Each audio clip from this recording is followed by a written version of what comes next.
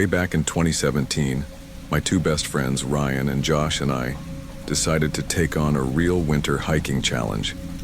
We had done some camping trips before, but nothing too extreme, mostly setting up tents next to a lake, grilling burgers, and calling it an adventure. But this time we wanted something different, something that actually felt like survival. After some research, we settled on the John Muir Trail, starting from Red's Meadow and finishing in Yosemite Valley. A solid 5-day trek through the wilderness, far from civilization, and most importantly, in the dead of winter.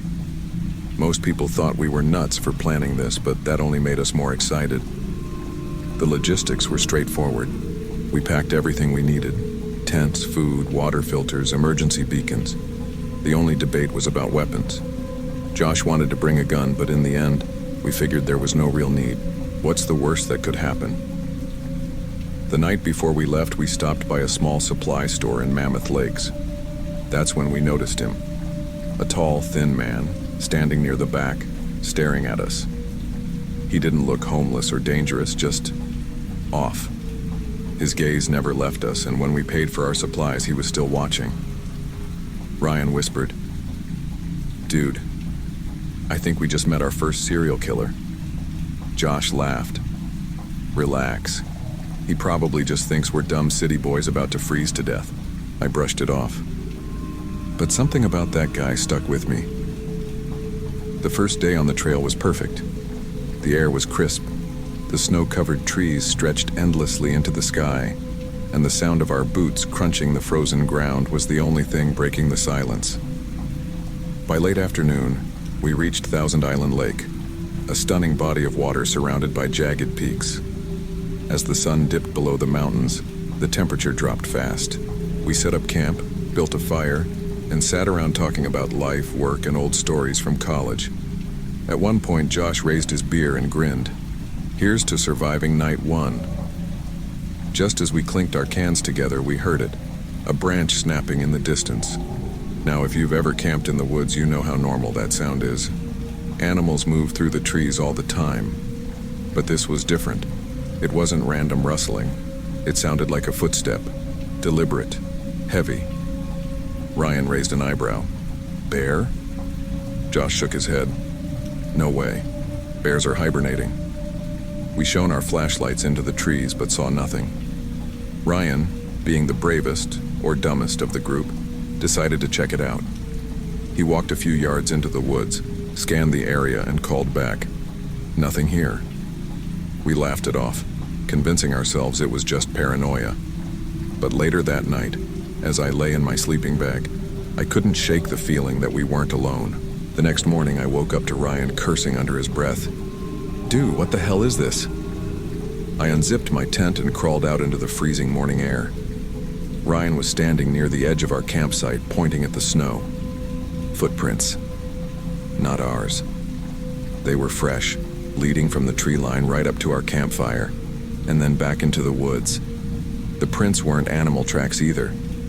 They were human. Josh exhaled sharply. "Okay, that's creepy." I tried to rationalize it. Maybe another hiker passed through. Ryan shook his head. At 3 a.m, without saying a word? None of us liked the idea of someone watching us while we slept. But what could we do? Pack up and leave? We still had 4 days left on the trail, so we brushed it off and kept moving. The second day was long. The trail wound through valleys thick with snow, and by the time we reached Garnet Lake, exhaustion was hitting hard. As night fell, I was the first to hear it. A whisper, faint, distant, like a voice carried by the wind. I stopped walking. "Did you guys hear that?" Ryan and Josh turned to me. "Hear what?" I scanned the trees, my heart pounding. "I don't know. Thought I heard talking." Josh chuckled. "Great. Now we have ghosts too." We set up camp, but that night I barely slept. Because just before drifting off, I swore I heard it again. Only this time it was closer. The third night was when everything changed. We had covered a lot of ground and set up camp near a ridge overlooking a frozen valley. The fire was warm, the bourbon was flowing, and for the first time since we started, we actually felt relaxed. Then he appeared, out of nowhere. A man stepped out from the trees, tall, thin, wearing an old jacket and a beanie pulled low over his head. His clothes looked weathered, like he'd been out here for years. But the first thing I noticed was his face, or rather, what was missing from it. His jaw, or at least part of it. On one side, his cheek was sunken, giving his face an eerie, unnatural look. But the worst part? His eyes. Black, small, rat-like. He smiled at us, revealing crooked, uneven teeth. "Nice night for a fire, huh?" he rasped. Josh stiffened. Yeah, sure is." The man took a few slow steps toward our fire. "Mind if I join you? Just for a minute." None of us answered right away. Everything in me screamed no, but refusing felt wrong. Ryan finally nodded. "Yeah, sure." The stranger lowered himself onto a log by the fire, rubbing his hands together like he'd been walking in the cold for hours. Then he looked straight at me. "You boys out here for fun?" His voice was oddly hollow, like he had something wrong with his throat. Ryan cleared his throat. "Yeah, just a 5-day hike." The man chuckled, a dry, almost wheezing laugh. "My family's been out in these hills for a long, long time," he said, staring into the fire. "Long before there were trails, long before people like you started walking through." We exchanged uneasy glances. Josh tried to lighten the mood. "You live out here?" The man didn't look at him, didn't even blink. "Been living here my whole life." A long silence stretched between us. The fire crackled, then he spoke again. "You ever hear the story about the 3 hikers that disappeared out here?" The way he said it sent a chill through my spine. Not a story. The story. Josh forced a nervous chuckle. "Disappeared? What, like got lost?" The man shook his head, still staring into the fire.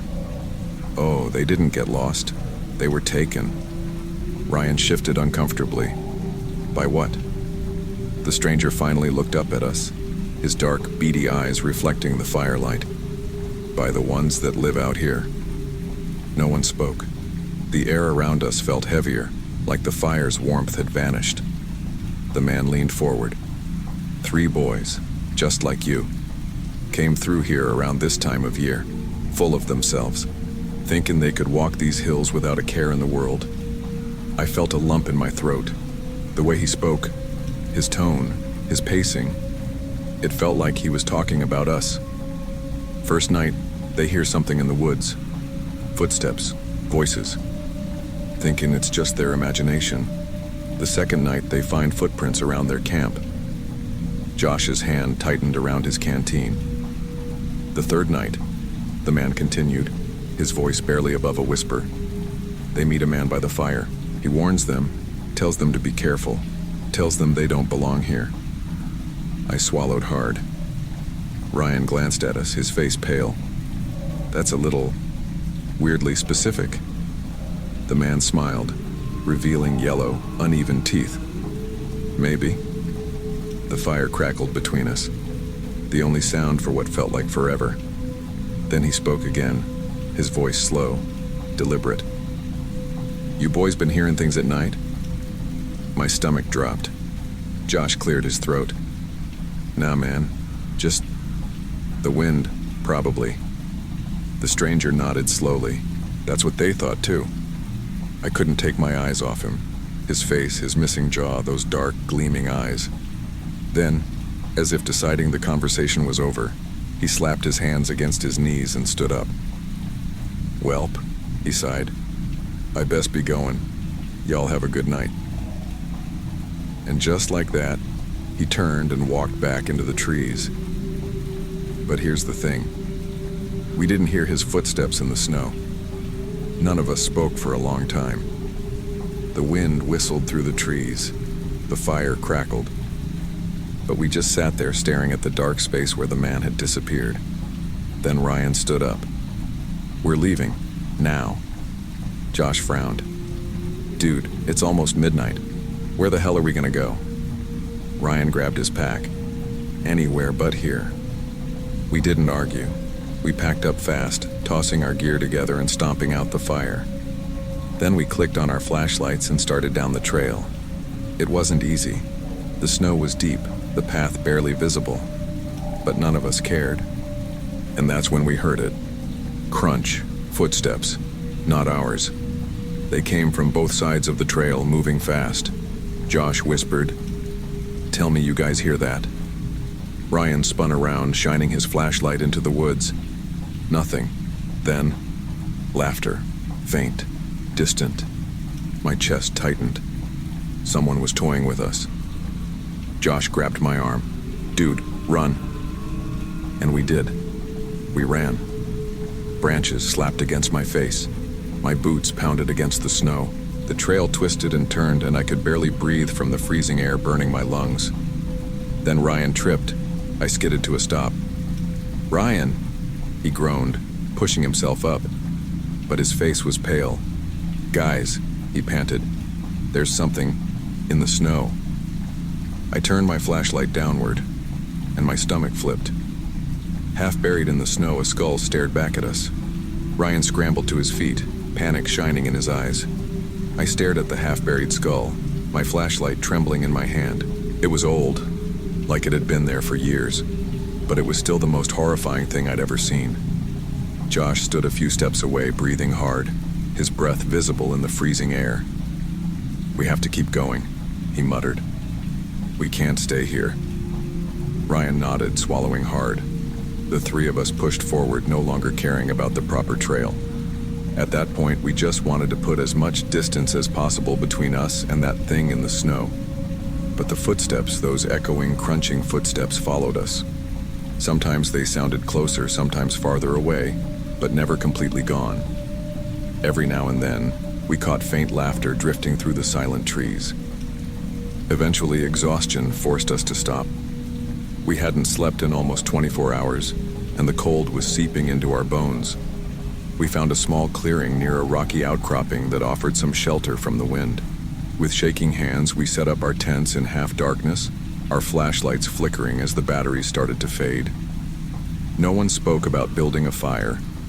A fire would be a beacon, an open invitation for whoever was out there to come find us.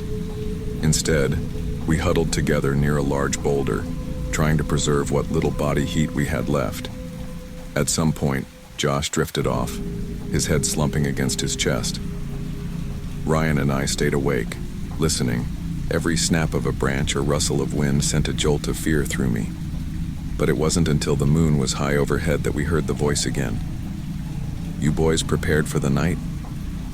It was that same rasp, that same mocking tone. My heart lurched. The man, or men, were out there in the darkness just beyond the ring of our dying flashlights. Ryan gripped my arm, his knuckles white with tension. And then we saw it. A figure moving between the trees. Slow, deliberate, like it was testing us. I raised my flashlight, but the beam caught only a glimpse. A shape ducking behind a trunk, a pale face half hidden in shadows. Then a second figure. A third. Maybe more. It was impossible to tell how many were out there. Ryan's lips moved, but no sound came out. I grabbed Josh, waking him up, and we frantically gathered our gear. We had no plan, no idea where to run, but staying put meant waiting to be surrounded. So we started moving again, deeper into the darkness, the trees towering above us like silent witnesses. The last thing I remember was the numbness in my fingers, the crunch of snow beneath our boots, and the haunting echo of laughter drifting through the forest. For all I know, they're still out there prowling those hills waiting for the next group of unsuspecting hikers. And sometimes, late at night, I still hear that voice in my nightmares. "You boys prepared for the night?" Thank you for listening to our story. If you enjoyed it, please consider subscribing to the channel and leaving a like. Your support helps us keep sharing these tales.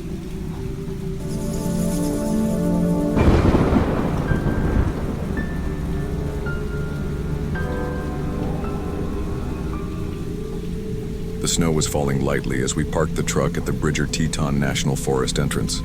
The sky was gray, but the weather seemed calm. I was excited. Ryan, My best friend Matt and our college buddy Danny had been planning this trip for weeks. It was our last chance to camp before winter hit full force. The plan was simple: spend 2 nights in the forest, enjoy the scenery, and maybe even go on a short hike. We were well equipped: sturdy tents, sleeping bags rated for extreme cold, and even a small camping stove. But as soon as I stepped out of the truck, a strange chill ran down my spine. Something felt off. Shaking it off, we started down the trail. We found the perfect campsite near a frozen creek, surrounded by towering pine trees heavy with snow. The silence of the forest was absolute, almost as if it were holding its breath. "This place is amazing," Matt said, tossing his backpack onto the ground. Danny laughed. "Yeah, as long as the weather forecast wasn't wrong." But it was. As we set up the tents, the first thick snowflakes started to fall. At first it seemed like a gentle flurry, but within minutes the snowfall intensified. The wind picked up, whistling through the trees, kicking up swirling clouds of ice around us. I glanced up, feeling a knot tighten in my stomach. The sky was getting dark too fast. The campfire crackled as we finished our dinner. Canned meat wasn't anything special, but it kept us warm. The wind outside rattled the trees, but inside our small circle of light, everything felt safe. Danny stretched, yawning. "I'm gonna grab some more firewood before we turn in." "Don't go too far," I warned, watching the snow falling heavier. He waved me off and disappeared into the darkness, flashlight in hand. Matt poked the fire with a stick. "Dude, this storm came out of nowhere." I nodded, still feeling uneasy. The silence in the forest was unnatural. No owls, no distant rustling, just nothing.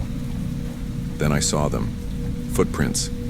Big ones, way too big to be human, pressed deep into the snow just outside our camp. My heart pounded. These weren't there before, and they were fresh. Danny had been gone for over 20 minutes. It wasn't like him to take this long. I stood up, brushing the snow off my jacket. He should be back by now. Matt sighed, grabbing his flashlight. "Maybe he's just messing with us, you know how he is." I wasn't so sure. Something felt wrong. We grabbed our flashlights and followed Danny's tracks into the woods. The snow was coming down hard now, and the wind made it almost impossible to see more than a few feet ahead. I called out, "Danny!" No answer. We kept walking, our boots crunching against the frozen ground. Then, abruptly, the footprints stopped. I blinked, my breath catching in my throat. The trail ended in the middle of an open patch of snow. No signs of struggle, no tracks leading away. Just nothing. "How the hell?" Matt started, but his voice trailed off. A cold dread crawled up my spine. Danny had just vanished. We stood there, frozen. My breath came out in sharp, panicked clouds. Then, somewhere in the darkness, we heard it. A low, dragging noise. Heavy. Slow. Like something was moving through the snow. I swung my flashlight in the direction of the sound, and that's when I saw it. Between the trees, a silhouette stood motionless.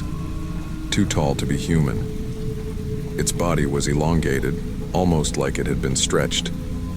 Its eyes, 2 pinpricks of reflective light, locked onto mine. Then it moved. Too fast. Too unnatural. I stumbled backward, grabbing Matt's arm. "Run!" We bolted through the snow, our breath coming in ragged gasps. My heart slammed against my ribs as we sprinted back toward camp, the wind howling around us. Behind us, the sound of something massive moving through the trees followed close. We weren't alone in these woods, and whatever was out there was hunting us. The wind howled like a living thing, whipping the snow into blinding waves as we ran for our lives. Branches snapped behind us. Heavy footsteps crunched through the ice, too deliberate, too powerful to be just the wind. I didn't dare look back. Matt tripped. I skidded to a stop, my breath ragged, and grabbed his arm, hauling him to his feet. Something rustled in the darkness just behind us. Then a whisper, low, faint, my name. I froze. It wasn't Matt. It wasn't Danny. It came from behind me, where the thing had been. A breath hitched in my throat, and then Matt yanked me forward. Go. We stumbled out of the trees, finally spotting our campfire still burning. The light cast long shadows across the snow, but as we reached our tent, Matt's eyes widened. Dude, the footprints. They were everywhere. Our campsite was covered in circles of massive tracks, crisscrossing our tents, looping around the fire. It had been here, watching, waiting. A wave of nausea hit me, and then from the darkness beyond our camp, a shape stepped forward. For a moment, all I could hear was my own heartbeat, pounding, loud, deafening. The figure towered over us, its body barely visible against the snow, its head tilted, almost curious, as it stood just beyond the fire's reach. Matt was shaking. I could feel it even though we weren't touching. And then, the thing moved. Not forward, around us, slowly, deliberately, like a predator deciding whether we were worth the effort. I swallowed hard. We need to go. Now. We grabbed whatever we could and bolted for the trail. We ran blindly, our lungs burning, the cold biting at our exposed skin. I could hear something following us, keeping pace just beyond our vision. Then, headlights. A truck appeared through the snow, parked on a narrow service road. A man stood beside it, a ranger, dressed in a heavy winter coat. His face was unreadable as he watched us sprint toward him. We didn't stop until we collapsed near his boots, gasping for air. The ranger, Officer Carter, looked past us, into the woods. His jaw clenched. "You boys are lucky," he muttered. His voice was calm, but there was something in his tone. Something that scared me more than what we had just seen.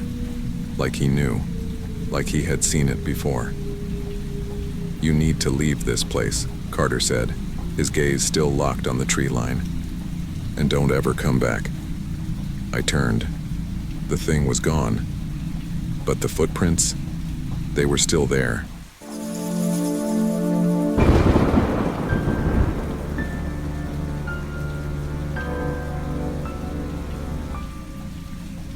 I've always been drawn to the kind of winter camping trips that test your limits, the kind where you're forced to embrace the freezing cold, the deafening silence, and the isolation of the wilderness. Last winter, I decided to push myself further than ever before.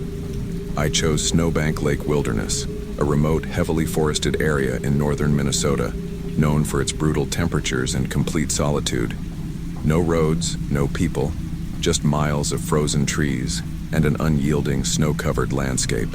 I plan to document the entire trip for my YouTube channel on outdoor survival, hoping to capture the raw beauty of winter wilderness and the challenges it presented. The plan was simple: drive as far as I could, hike deep into the forest, and spend a few nights in complete isolation. At the ranger station before heading out, an older park officer glanced at my gear and then at my face. "You camping alone?" he asked, his voice carrying the weight of something unspoken. "Yeah, just for a few nights," I replied, tightening the straps on my backpack. He hesitated before nodding. "Just so you know, someone was camping out there a while back. A couple of hikers reported an abandoned camp. Looked like someone had been staying there for weeks, but no sign of them. Be careful." I thanked him, shrugged it off, and continued on my way. I wasn't afraid of ghost stories. I was afraid of not challenging myself. The drive into the wilderness was already an adventure. A long, icy stretch of dirt roads flanked by endless trees led me to the edge of the trail. From there, it was a 7-mile trek through deep snow to where I planned to set up camp. The silence was overwhelming, broken only by the sound of my boots crunching against the ice. A few miles in, I started noticing something strange. Footprints. Not fresh, but recent enough to stand out in the undisturbed snow. They weren't the even, deliberate tracks of a hiker. They were scattered, inconsistent, as if someone had wandered aimlessly. At first, I thought nothing of it. But then, I saw something even stranger. The tracks stopped. Not like they turned around. They just ended. Right there in the middle of the snow. No sign of where the person went. No fallen branches. No disturbed snow beyond the last footprint. Just nothing. A chill ran down my spine, but I shook it off. Could have been wind covering their trail. Could have been snow falling from the trees. I wasn't about to let my imagination get the best of me. As I kept moving, the trees grew denser, the air colder. The sun was already starting to dip below the horizon. I needed to find a place to set up camp. That's when I saw it. On the other side of the frozen creek, nestled in a small clearing, was an abandoned campsite. A fire pit, a half-collapsed tent, and a pile of gear left behind as if someone had just walked away, and no footprints leading away. I hesitated before crossing the frozen creek, my breath clouding in the cold air. The campsite was eerily still, untouched except for a few scattered pieces of gear half buried in the snow. Who leaves their camp like this? A part of me wanted to turn around, keep moving, pretend I hadn't seen it. But another part, the part that always chased the unknown, forced me forward. As I stepped closer, the fire pit caught my eye first. The coals weren't fresh, but they also weren't completely buried under the snow, which meant whoever had been here left not too long ago, maybe within a few days. The tent was still standing, barely, but the entrance was wide open, flapping slightly in the wind. Inside, a sleeping bag lay unzipped, half covered in frost. I checked the scattered supplies. A small camping stove, a half-empty water bottle, a first aid kit left open, with gauze stained a dark reddish brown. Whoever stayed here had been injured, but where were they? Then something even stranger caught my eye. A notebook. It was soaked from the snow, but some of the pages were still readable. I flipped through the damp pages, my fingers stiff from the cold. The handwriting was frantic, shaky. He watches at night. I see him standing by the trees. It's not the cold keeping me awake. It's him. I tried to leave. He won't let me. A cold knot twisted in my stomach. I looked around, suddenly feeling very alone. The wind picked up, rattling the trees around me. A distant snap, a branch breaking. I turned sharply, scanning the tree line. Nothing. Just the endless dark silhouettes of trees, stretching on forever. I took a breath, shaking it off. Probably just an animal. I needed to find a better spot to set up camp. I had no interest in spending the night in someone else's abandoned site. And then I saw it. Not far from the tent, partially hidden behind a cluster of pines, was something metal. A structure. I moved toward it cautiously, my heart pounding in my chest. At first, I thought it was some kind of hunting equipment, a trap maybe, or an old storage container. But as I got closer, I realized what I was looking at. It was a cage, roughly 4 feet wide, made of thick iron bars, rusted and worn, but still sturdy. No door, no hinges, no way in or out, just a crude prison, sitting in the middle of nowhere.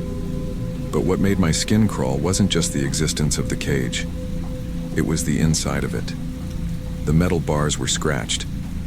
Deep gouges ran along the inside, as if something had been clawing at them. The bottom was covered in a thin layer of frozen dirt and what looked like old dried blood. What the hell was this doing out here? I ran through every logical explanation I could think of. Maybe it was a bear trap that had never been properly set up. Maybe it was an old research site for studying wildlife. But why would it have no entrance? Then the smell hit me. Rotting, decay. It wasn't strong. Whatever had been here was long gone. But it was enough to turn my stomach. A sudden gust of wind whipped through the trees, making the branches creak and groan. I turned, scanning the woods again, feeling more exposed than ever. And then, out of the corner of my eye, I saw movement, a figure, standing just at the edge of the trees. Too far to make out details, but definitely human-shaped, and watching me. My blood ran cold. I took a slow step back, trying to process what I was seeing, but in that split second, it was gone. I didn't hear it move, didn't see it run, just gone. I turned, grabbed my gear, and headed straight for a clearing a little farther away. I was not sleeping next to that thing tonight. I set up camp in a clearing about 100 yards from the abandoned site, close enough that I could still see it through the trees, but far enough that I felt safer. Or at least, I tried to convince myself of that. As night fell, the forest became an ocean of silence, broken only by the occasional creak of frozen branches. The fire crackled, casting long, flickering shadows that danced across the snow. Every sound felt amplified in the stillness. I tried to focus on setting up my gear, boiling water for freeze-dried food, double-checking my knife. But my mind kept drifting back to the cage, the scratches on the bars, the blood stains, and of course to the figure in the woods. Whoever or whatever was out there, they had been watching me, and I had a terrible feeling they still were. At some point, I must have dozed off. A sharp crunching sound snapped me awake. Footsteps. Slow, deliberate footsteps in the snow. I stayed completely still, barely breathing, my hand instinctively gripping my knife. The fire had burned low, its embers barely glowing, leaving my surroundings darker than before. The footsteps circled my tent. My mind raced. A bear? A wolf? A person? Then, something pressed against the tent fabric. A long, slow drag, like fingers running across the nylon. I couldn't move. Then, silence. I swallowed hard, gripping my knife tighter. I had to act. Sitting there, waiting for whatever it was to make the next move wasn't an option. With a deep breath, I yanked open the tent zipper and lunged out with my lantern and knife, ready to face whoever was out there. But there was nothing. Only my tracks in the snow. And next to them, new footprints. Bare, human footprints. Leading from my tent, back toward the abandoned campsite. I didn't care what time it was, how cold it was, or how exhausted I felt. I had to get out of there. I threw my gear into my pack as fast as I could, barely bothering to zip it shut. My breath came in ragged gasps as I scanned the darkness, my nerves screaming at me to run. Then I noticed something. The footprints were gone, just like the ones I had seen earlier on the trail. Like something, or someone, had erased them. A new fear gripped me. I was being played with. Whatever had been circling my tent, whatever had been watching me, it knew I was afraid, and it wanted me to know that. I grabbed my flashlight and bolted for the trail. Screw the map, screw the careful navigation, I just needed to go. As I stumbled through the forest, something moved in the distance, a shadow shifting between the trees, pacing me. I forced myself to move faster, half running, half slipping down the icy path. My lungs burned, my legs ached, but I didn't dare slow down. Then, just before I reached the final stretch of trail leading to my truck, I heard a whisper. A raspy, almost inhuman voice coming from somewhere behind me. "Don't leave." I didn't look back. I sprinted the last 100 yards to my truck, threw my pack into the passenger seat, and peeled out of there so fast my tires fish-tailed on the ice. As I sped down the desolate road, the forest stayed perfectly still, but I couldn't shake the feeling that something, or someone, was still watching me. It took me 2 days to work up the courage to review the footage from my GoPro. Most of it was normal, shots of my hike, the abandoned camp, the cage. But when I reached the clips from the night, my stomach dropped. At 3:12 a.m., the camera picked up movement. Something stood just outside my tent. Tall, thin, wrong. Not an animal, not quite human. Its limbs were too long, its posture unnatural. The camera barely caught a glimpse of it before it vanished. And then, the last recording, taken right before I ran. As I hurried through the trees, a voice, the same whisper I had heard in the woods, came through the microphone. "I'll be here when you come back." I never did, and I never will.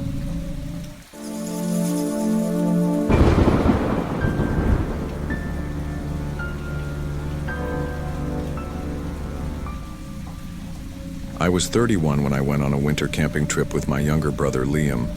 We both needed a break, from work, from people, from everything. So, we packed up our gear and drove out to the Great Smoky Mountains National Park, where we'd planned to spend a few nights off the grid, surrounded by nothing but trees and silence. The snow had already settled deep into the ground, crunching under our boots as we set up camp. The air was crisp, biting at any exposed skin, but there was something peaceful about it. The only sounds were the distant rustling of branches and the occasional hoot of an owl. By the time we got the fire going, the sun had dipped below the mountains, casting long shadows that stretched into the trees like grasping fingers. We cooked dinner over the fire and talked about stupid things. Liam always found a way to make me laugh. But as the flames burned down to glowing embers, a heavy silence fell over the woods. The usual background noise, the shifting wind, the distant animals, had faded, replaced by a stillness that felt unnatural. That was when we heard it. A low, drawn-out groan carried through the trees, barely louder than the whisper of the wind. At first, I thought I'd imagined it, but the look on Liam's face told me otherwise. "You heard that too, right?" he asked, his voice barely above a whisper. I nodded, scanning the darkened forest. "Probably just the wind," I said, though my voice lacked confidence. Then it came again. This time it was unmistakable. A low, shuddering moan, like something in pain. It sent a chill down my spine that had nothing to do with the cold. Liam shifted closer to me, rubbing his arms. "Dude, that didn't sound like the wind." I didn't answer. I was listening, really listening. Silence. Then a third groan. This time, closer. Liam grabbed a flashlight, and I picked up the hatchet we'd brought for chopping firewood. Whatever was making that noise, it wasn't normal. We moved cautiously, the cold air stinging our faces as we stepped beyond the reach of the fire's glow. The beam of Liam's flashlight cut through the darkness, illuminating the thick, snow-covered trees. Nothing moved. Then, footsteps. Not ours. Something crunched in the snow ahead of us. We froze. I felt that deep instinctual fear coil in my stomach, the kind that told me we weren't alone. And then, we saw her. A woman lying motionless in the snow, just beyond the slope of a small hill. Her body was twisted awkwardly, her head tilted downward, her arms barely moving. She was alive, but barely. A faint, pained moan slipped from her lips, and the forest around us felt like it was holding its breath. I don't know why, but something about the sight of her made my blood run cold. She wasn't just lost. Something was wrong. Liam took a step forward, his breath coming out in short, visible puffs. I hesitated. Something about this felt off. The woman was barely moving, her body limp against the snow. Her clothes were all wrong for the freezing weather. Thin jeans, a hoodie soaked through, her hair matted against her pale skin. "Ma'am," Liam called out, keeping his flashlight on her. She didn't respond. I crouched beside her, shining my own light toward her face. Her eyes were half open, glazed over, unfocused. Her lips moved, but the words that came out were nothing but slurred murmurs. "Jesus," Liam whispered. "She's gonna freeze to death." The wind picked up, carrying the eerie stillness of the woods with it. It felt like we were being watched. "We need to get her back to camp," I said, reaching for her arm. The second my hand touched her wrist, she flinched. Her entire body jerked violently. Then she whispered something, so faint I barely caught it. "He's coming." Liam and I exchanged a look. "Who's coming?" I asked, my voice lower now. She inhaled sharply, her chest rising and falling in uneven movements. "He's coming." The woods felt wrong, the kind of wrong that made your instincts scream at you to leave. Then I heard it. A slow, deliberate crunch of snow just beyond the tree line. I shot up, aiming my flashlight toward the sound, but there was nothing. Just trees, stretching into the darkness. Liam heard it too. I could see the way his fingers tightened around the flashlight, his jaw clenching. Then another step. Closer. The woman tensed, gripping my arm. Her nails dug into my skin, her entire body trembling. I looked down at her, then back into the trees. Something was out there, and it was getting closer. I didn't realize I was holding my breath until I felt my lungs burning. Liam's flashlight trembled slightly in his grip as we both stared into the trees, waiting, listening. The cold seemed thicker now, pressing against my skin, filling my ears with an eerie silence that felt deafening. Then, another crunch, this time closer. Liam turned to me, his voice tight. "Dude, we need to go, now." I looked down at the woman. She was barely conscious, her breath shallow, her fingers still gripping my sleeve like a vice. Something inside me screamed to leave her there. Every nerve in my body was telling me to run. But I couldn't. "We're taking her with us," I said, hoisting her up by the arm. Liam hesitated, looking back toward the trees. "What if—" Snap. A sharp crack of a branch breaking sent my heart slamming against my ribs. That was close. Too close. We weren't alone. I didn't wait. Wrapping the woman's arm around my shoulder, I pulled her up.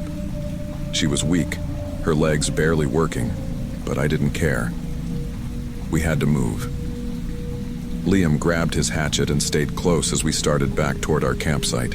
Every few steps I swore I heard something behind us. Footsteps. Heavy ones. Liam must have heard them too because he kept whipping his flashlight behind us, his breathing sharp. "Screw this, man," he muttered. "We need to get inside somewhere." Then, through the trees, I saw it. An old cabin. I had no idea if it was abandoned or not, but I didn't care. It was shelter. It was safer than the open woods. Liam saw it too. "There! Come on!" We picked up the pace, half dragging the woman through the knee-deep snow. The footsteps behind us sped up. The moment we reached the door, Liam threw his weight against it, forcing it open. We stumbled inside, slamming the door shut just as something moved past the trees behind us. Silence. The only sound was the woman's shaky breathing and the wind outside. Then, a single slow knock on the wooden wall of the cabin. The knock sent a cold shock through my body. Liam and I froze, barely breathing. 3 slow, deliberate knocks against the wooden wall of the cabin. The woman whimpered softly, her breath coming in ragged gasps. She curled into herself, trembling like a leaf. Liam gripped his hatchet tighter, swallowing hard. "Noah, what the hell is that?" I didn't answer. I didn't know. The flashlight beam danced across the dust-covered walls. The cabin was small. 1 room, a broken-down table, an old fireplace filled with charred wood. There were footprints in the dust leading to the window. Someone had been in here recently. Another knock. Closer. The woman squeezed my arm, her fingers ice cold. Her lips moved, and for the first time, I clearly heard what she was whispering. "Don't look at the window." Liam must have heard it too because his face turned pale. He slowly turned his head toward the frosted window beside the door. His breath caught in his throat. I followed his gaze. A face, pressed against the glass. Pale, hollow eyes, no color in them, just empty, staring voids. The mouth didn't move. The body didn't move. But I could feel it looking at us. Then, in an instant, it was gone. Liam let out a shaky breath. "We're leaving. Now." The woman suddenly sat up, her strength returning in a flash. She grabbed my wrist, her grip impossibly strong. "No," she hissed. "If you run now, he follows you home." The words hit me like ice water. I yanked my arm free. "I don't care. We're getting the hell out of here." Liam was already at the door, gripping the handle. "On 3, he said. 1, 2. The door burst open. The wind roared inside, sending a blast of freezing air against my face. But there was nothing there, just the dark forest. I grabbed the woman, pulling her to her feet. "We need to move." We ran. We didn't look back. The trees blurred past as we sprinted toward our campsite, lungs burning, boots slipping on the icy ground. I could hear footsteps behind us matching our pace, heavy and deliberate. But I refused to look. Never look. By the time we reached our tent, we didn't stop to pack. We grabbed our keys and ran to the truck. Liam fumbled with the door handle, cursing under his breath. Then I heard it, the last scream. A single, long, unnatural wail echoing through the trees. And just like that, the footsteps stopped. The woman turned, staring into the woods. The fear in her eyes was gone. She smiled. I don't know why, but that scared me more than anything else. We didn't say a word as we drove away, the cabin disappearing behind us. And even now, whenever I think about that night, I remember what she said. If you run now, he follows you home. I don't know if we really escaped. I don't know if it's still out there, but every now and then, in the dead of night, I hear knocking. If you made it to the end, don't forget to subscribe and leave a like. Who knows? Maybe next time I'll tell you another story. Just be careful if you ever go camping in the winter. You never know what might be watching.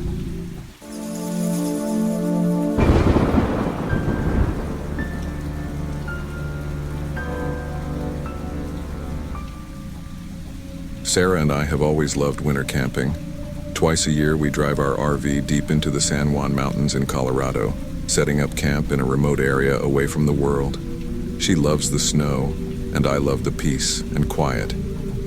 It's become our little tradition, a summer trip and a winter trip, but this time felt different. When we arrived, something was off. The first thing we noticed was how unseasonably dry everything was. The snow that should have been covering the ground in thick layers was patchy, thin. It was weird. The mountains looked bare, exposed, as if something had scraped them clean. Looks like we got here before the real snow hits, I joked as I parked the RV. Sarah wasn't laughing. We weren't alone either.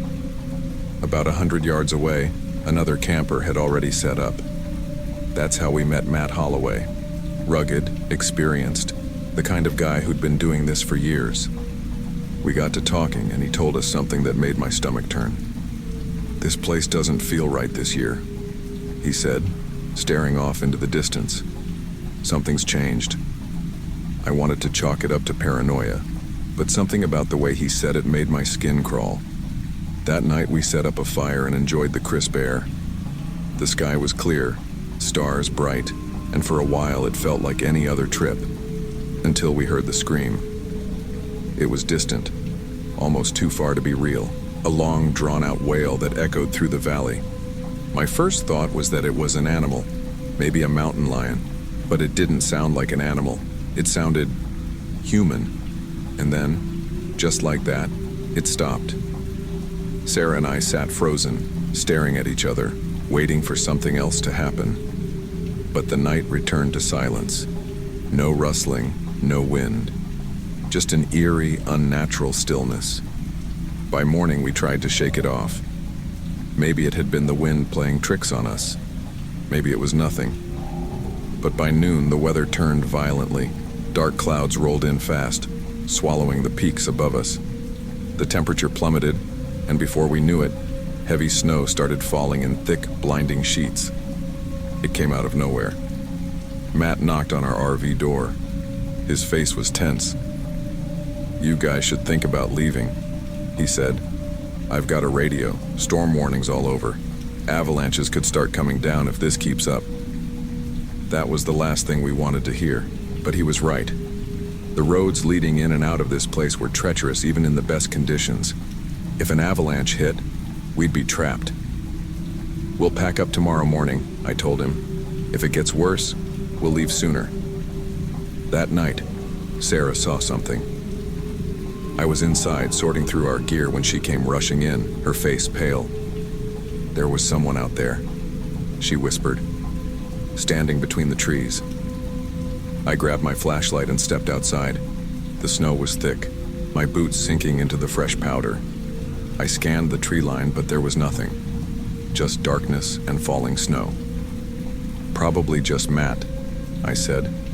But even as the words left my mouth, I didn't believe them. Because right then, for just a second, I thought I saw something too. A shadow, barely visible in the snow, watching. The storm only got worse overnight. By morning, the RV was nearly buried in snow, and the wind howled like a living thing outside. Matt was nowhere to be seen. We figured he was just inside his own camper, riding out the storm. But when I went over to check on him, his tent flap was wide open, snow piling inside. His gear was still there, his radio, his boots, but no Matt. Panic crawled up my spine. People don't just leave their gear behind in conditions like this. I turned back to Sarah, who was standing near the tree line. "There's something else," she said, pointing. I followed her gaze. Footprints. A trail of them leading away from the campsite, disappearing into the dense snowfall. They weren't erratic, no signs of struggle. It was like Matt had walked off willingly, into the blizzard. "He must have gone for help," I said, though I didn't believe it. Sarah didn't either. And then, as if the world wanted to prove how wrong I was, a sound ripped through the mountains. A scream. Not distant this time. Closer. Much closer. It was raw, filled with terror and pain, cutting through the storm like a knife. It sounded like Matt. And then, just like before, it stopped. Dead silence. Sarah clutched my arm. "David, we need to get out of here." I wanted to argue, to say we couldn't just leave Matt out there, but deep down I knew she was right. If we stayed, we might not make it out either. We packed as fast as we could, shoving supplies into the RV while the wind whipped around us. The snowfall had buried our exit path, but I wasn't about to wait for another route to get blocked off. We got into the RV, the engine struggling to start in the cold, and began driving toward Silverton, the closest town. The main road was already covered in snow, but we could still make it, until we hit the avalanche.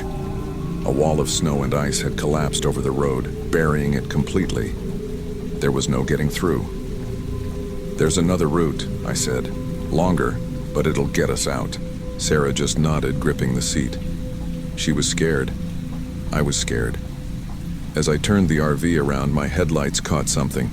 A dark figure standing at the top of the ridge. At first, I thought it was Matt, but as I squinted through the snow, I realized it wasn't. The thing was too tall, too thin, its limbs slightly too long for a person. It just stood there watching us. And then, it moved. Not walking, not running, just shifting, like it had skipped ahead in space. My hands tightened on the wheel. "Sarah, do you see that?" She nodded. "We need to go. Now." I slammed the gas, taking the longer route out of there, but I swear for the next few miles I kept seeing that shape in the snow, always watching, always just barely visible, like it was following us. I don't know how long we drove. The snow was relentless, pounding against the windshield like thousands of tiny fists. The RV groaned as we plowed forward, the tires skidding against the icy road. Every muscle in my body was tense, my hands gripping the wheel so tight my knuckles turned white. Sarah hadn't said a word since we left the campsite. She just stared out the window, eyes wide, searching the darkness. I knew why. That thing was still out there. I kept catching glimpses of it in the rearview mirror. A tall, dark figure standing motionless on the ridges beside the road, watching us. And every time I looked again, it was gone. Sarah finally spoke, her voice barely above a whisper. "It's following us." I wanted to tell her she was wrong, that it was just the storm playing tricks on us, but deep down, I knew the truth. Then, the radio crackled to life. It shouldn't have. The storm had knocked out most signals hours ago, but through the static a voice came through. A voice that wasn't human. A low, distorted whisper, garbled, broken. "Turn back." Sarah covered her ears, shaking her head. "David, don't listen." I killed the radio, my heart hammering. We had to keep moving. That's when I noticed the handprint on the windshield. A long, bloody streak smeared across the glass. From the inside. My stomach twisted. Something had been inside the RV. I slammed the brakes. Sarah screamed, and then the world went black. I woke up to the sound of knocking, not on the RV, on the window. The storm had finally died down, but outside, the world was buried under a thick, endless blanket of snow. And standing just a few feet away, half buried in the drifts, was Matt. His face was pale, his lips cracked and blue. But his eyes were wrong. They weren't looking at me. They weren't looking at anything. They were hollow, empty. Sarah stirred beside me, groggy. "David?" I didn't answer.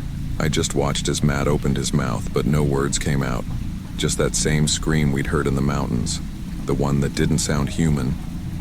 I slammed the gas pedal. The RV lurched forward, plowing through the snow. In the side mirror, I saw Matt, or whatever was wearing his body, watching us go, his head slowly tilting to the side.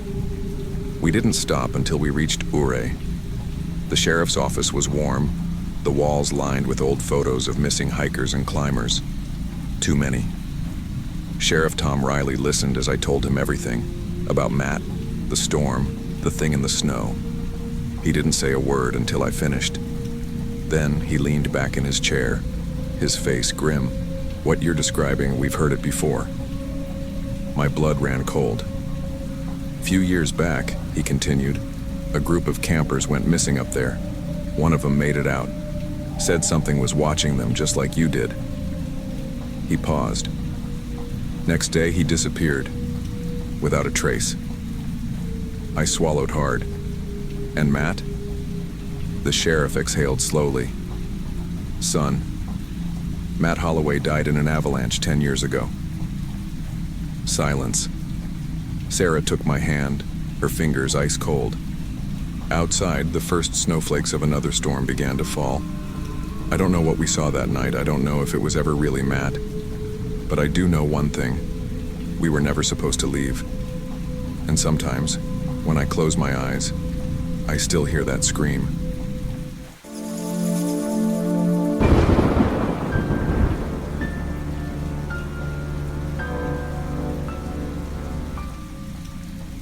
We had been planning this trip for weeks, just me, Matt, and the vast snow-covered wilderness of Tongass National Forest.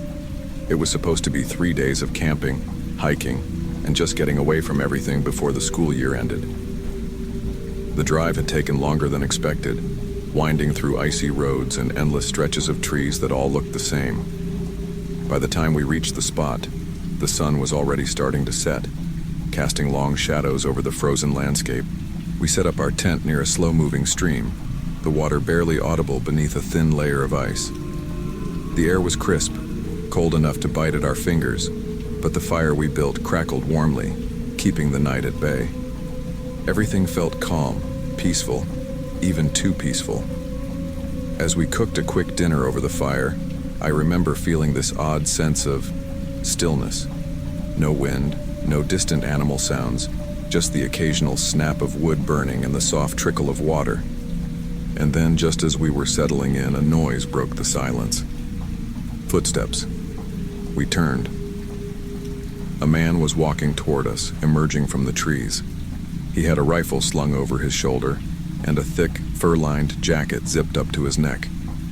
He looked like a hunter, maybe in his 40s, maybe older, his face hidden beneath the brim of a baseball cap. "Evening," he said, his voice casual. "Mind if I cut through? Just trying to get back to the main road." I glanced at Matt. We were deep in the woods. There was no main road anywhere close. Yeah, sure," Matt said hesitantly. The man gave a slow nod but didn't move. Instead, he lingered, shifting his weight from one foot to the other. "You boys out here alone?" he asked. Something about the way he said it made my stomach tighten. "Yeah," Matt said before I could stop him. The man just smiled, a slow, knowing smile. "Brave," he said. "Not many your age do this kind of thing anymore." Then finally he walked away, disappearing into the trees. We listened to his footsteps fading into the distance, but long after they were gone, the unease remained. The fire had burned down to glowing embers, and the air had grown even colder. We didn't talk about the man much, maybe because neither of us wanted to admit how much he had unsettled us. But that feeling never left. We sat in silence, listening to the sounds of the forest. Then something changed.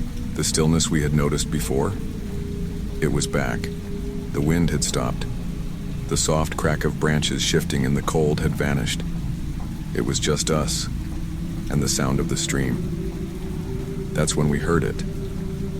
Footsteps, not from the direction of the road, from the trees. Matt and I turned at the same time. At first, it was just shadows moving between the trunks, figures slipping in and out of sight. Then, stepping into the dim glow of our dying fire, we saw him again. The hunter, but this time, he wasn't alone. A second man stood beside him, bundled up in a thick jacket, his face barely visible under his hood. Neither of them had rifles now. They weren't holding anything. They weren't saying anything. They were just watching. Neither of them moved. Neither did we. The flickering fire cast shadows over their faces, making their expressions impossible to read. But something about the way they stood, still, silent, just watching, made my skin crawl. Matt was the first to break the silence. Need something? His voice was steady, but I could hear the edge in it. The hunter tilted his head slightly as if considering the question. Then he finally spoke. Just making sure you boys are doing all right out here. Gets real cold at night. I forced a nod. Yeah, we're good. Neither of them answered. They just stayed there. The second guy took a slow step forward, eyes flicking to our tent, then to the backpacks beside it. Matt shifted uncomfortably. We were just about to turn in for the night. The hunter smiled. Course you were. The way he said it sent a sharp wave of unease through me. Then, without another word, they turned and walked away, but not back toward the road. Instead, they disappeared into the darkness of the trees, heading further into the forest. That was the moment Matt and I both knew. Something was wrong. Neither of us spoke right away. We just stared at the trees where the men had vanished. I don't know how long we sat there, frozen, listening for any sound. The crunch of snow, the snap of a branch. But there was nothing. Just the sound of the stream. That's when Matt leaned in close and whispered, "We need to leave." I didn't argue. I felt it too. That gut-deep certainty that if we stayed, something bad was going to happen. We moved fast. We didn't even bother putting out the fire. We just grabbed our jackets, our backpacks, and our knives. The tent? We left it. As we started toward the road, Matt grabbed my arm. "Wait." I stopped, heart pounding. "What?" He didn't answer right away. His eyes were locked on something past my shoulder. I turned slowly. In the darkness, barely visible between the trees, I saw them. The hunter, his friend, standing, watching. They hadn't left. They had been waiting. That's when I realized we weren't just being watched. We were being hunted. Matt grabbed my wrist and hissed, "Run!" We ran. The cold air burned my lungs, every breath coming out in ragged gasps. The ground beneath the snow was uneven, littered with roots and hidden rocks. My boots slipped, crunched, slid, but I didn't stop. Behind us, branches snapped, not from the wind. They were moving. They were following. Matt was ahead of me, his silhouette barely visible in the moonlight filtering through the trees. "Keep going," he hissed, glancing back. His eyes were wide, frantic. I stole a glance over my shoulder. The hunter was running now. His friend was just behind him, their dark figures weaving between the trees, closing the distance faster than I thought possible.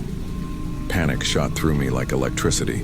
I pushed myself harder, feet barely hitting the ground before launching forward again. The road wasn't far. It had to be close. Then, suddenly, Matt tripped. I skidded to a stop just as he hit the snow with a muffled thud. He groaned, trying to push himself up, but his leg had twisted at a bad angle. Behind us, the footsteps got louder. No, no, no, no. I grabbed Matt's arm and yanked him up. He stumbled, wincing, but we couldn't stop. We couldn't stop. And then, headlights. At first, I thought I was seeing things, but no. Through the trees, a set of headlights glowed faintly in the night. The road. Move! I half-dragged, half-carried Matt toward it. The sound of our pursuers was right behind us now, but I didn't dare look. We crashed through the last stretch of trees and stumbled onto the frozen dirt road. I spun around, expecting to see them bursting out of the woods after us, but they didn't. They stopped just short of the tree line, standing in the shadows, watching. I could barely see their faces in the darkness, but I knew they were staring right at us. I knew they hadn't been chasing us to scare us. They had been chasing us because they had a plan, and it had just been ruined. A pair of headlights approached from down the road. An old pickup truck, probably another hunter or someone heading into town. The second the truck got close, the two men turned and disappeared back into the trees. Gone. Like they had never been there at all. The truck stopped. The driver, a gruff-looking guy in his 50s, leaning out the window. "You boys all right?" Neither of us answered right away. We just stood there, shaking, trying to catch our breath. Matt was the first to speak. Our camp, there were these guys." The driver frowned. "You need a ride somewhere?" We didn't hesitate. The truck was warm, the heater blasting, but I couldn't stop shivering. I looked out the window as we pulled away, watching the dark tree line fade into the distance. Matt exhaled beside me, staring straight ahead. "We're never coming back here." I didn't argue. I didn't even want to think about it. I just knew that whatever those men had planned for us that night, we had barely escaped it. And the worst part? We'd never know how close we really came.